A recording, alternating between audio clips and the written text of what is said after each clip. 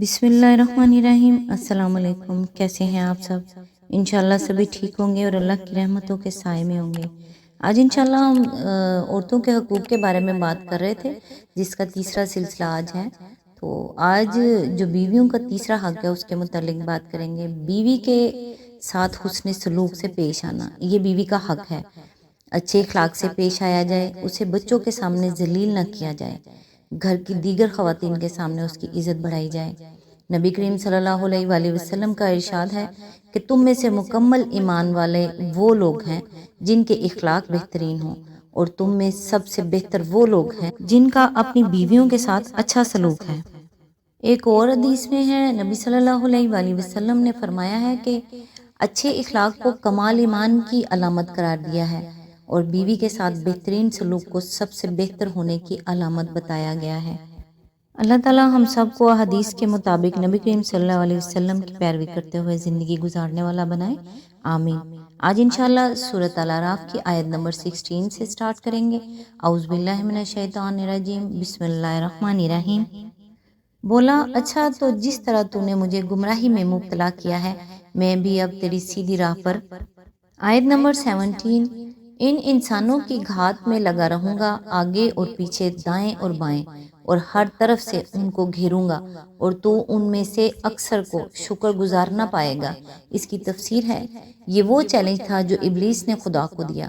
اس کے کہنے کا مطلب یہ تھا کہ یہ مہلت جو آپ نے مجھے قیامت تک کے لیے دی ہے، اس سے فائدہ اٹھا کر میں یہ ثابت کرنے کے لیے پورا زور صرف کر دوں گا کہ انسان اس فضیلت کا مستحق نہیں ہے جو آپ نے میرے مقابلے میں اسے عطا کی ہے۔ میں آپ کو دکھا دوں گا کہ یہ کیسے ناشکرا، کیسا نمک حرام اور کیسا احسان فراموش ہے۔ یہ مہلت جو شیطان نے مانگی اور خدا نے اسے عطا فرما دی، اس سے مراد محض وقت ہی نہیں ہے بلکہ اس کام کا موقع دینا بھی ہے جو وہ کرنا چاہتا تھا۔ یعنی اس کا مطالبہ یہ تھا کہ مجھے انسان کو بہکانے اور اس کی کمزوریوں سے فائدہ اٹھا کر اس کی نااہلی ثابت کرنے کا موقع دیا جائے، اور یہ موقع اللہ تعالیٰ نے اسے دے دیا۔ چنانچہ سورہ بنی اسرائیل آیت نمبر 61 to 65 میں اس کی تصریح ہے کہ اللہ تعالیٰ نے اسے اختیار دے دیا کہ آدم اور اس کی اولاد کو راہ راست سے ہٹا دینے کے لیے جو چالیں وہ چلنا چاہتا ہے چلے۔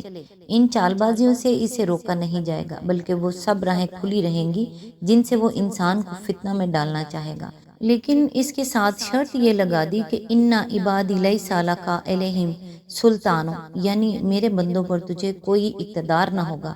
تو صرف اس بات کا مجاز ہوگا کہ ان کو غلط فہمیوں میں ڈالے، جھوٹی امیدیں دلائے، بدی اور گمراہی کو ان کے سامنے خوشنما بنا کر پیش کرے، لذتوں اور فائدوں کے سبز باغ دکھا کر ان کو غلط راستوں کی طرف دعوت دے، مگر یہ طاقت تجھے نہیں دی جائے گی کہ انہیں ہاتھ پکڑ کر زبردستی اپنے راستے پر کھینچ لے جائے، اور اگر وہ خود راہ راست پر چلنا چاہیں تو انہیں نہ چلنے دیں۔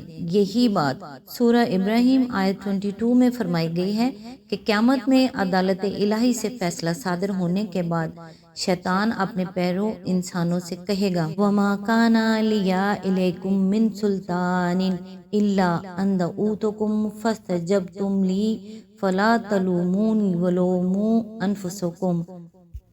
یعنی میرا تم پر کوئی زور تو تھا نہیں کہ میں نے اپنی پیروی پر تمہیں مجبور کیا ہو، میں نے اس کے سوا کچھ نہیں کیا کہ تمہیں اپنی راہ پر بلایا اور تم نے میری دعوت قبول کر لی، لہٰذا اب مجھے ملامت نہ کرو بلکہ اپنے آپ کو ملامت کرو۔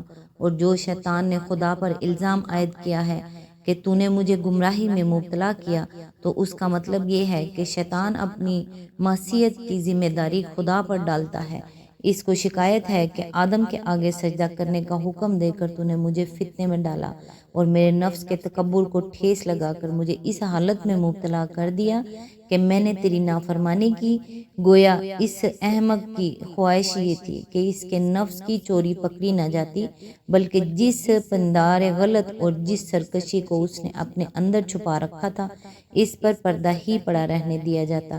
یہ ایک کھلی ہوئی سفیہانہ بات تھی جس کا جواب دینے کی کوئی ضرورت نہ تھی، اس لیے اللہ تعالیٰ نے سرے سے اس کا کوئی نوٹس ہی نہیں لیا۔ آیت نمبر 18، فرمایا، نکل جا یہاں سے ذلیل اور ٹھکرایا ہوا، یقین رکھ کہ ان میں سے جو تیری پیروی کریں گے تجھ سمیت ان سب سے جہنم کو بھر دوں گا۔ آیت نمبر 19، اور اے آدم علیہ السلام، تو اور تیری بیوی دونوں اس جنت میں رہو جہاں جس چیز کو تمہارا جی چاہے کھاؤ، مگر اس درخت کے پاس نہ بھٹکنا ورنہ ظالموں میں سے ہو جاؤ گے۔ آیت نمبر 20، پھر شیطان نے ان کو بہکایا تاکہ ان کی شرمگاہیں جو ایک دوسرے سے چھپائی گئی تھیں ان کے سامنے کھول دے۔ اس نے ان سے کہا، تمہارے رب نے تمہیں جو اس درخت سے روکا ہے اس کی وجہ اس کے سوا کچھ نہیں ہے کہ کہیں تم فرشتے نہ بن جاؤ یا تمہیں ہمیشگی کی زندگی حاصل نہ ہو جائے۔ آیت نمبر 21، اور اس نے قسم کھا کر ان سے کہا کہ میں تمہارا سچا خیر خواہ ہوں۔ آیت نمبر 22، اس طرح دھوکہ دے کر وہ ان دونوں کو رفتہ رفتہ اپنے ڈھب پر لے آیا۔ آخرکار جب انہوں نے اس درخت کا مزہ چکھا تو ان کے سطر ایک دوسرے کے سامنے کھل گئے اور اپنے جسموں کو جنت کے پتوں سے ڈھانکنے لگے۔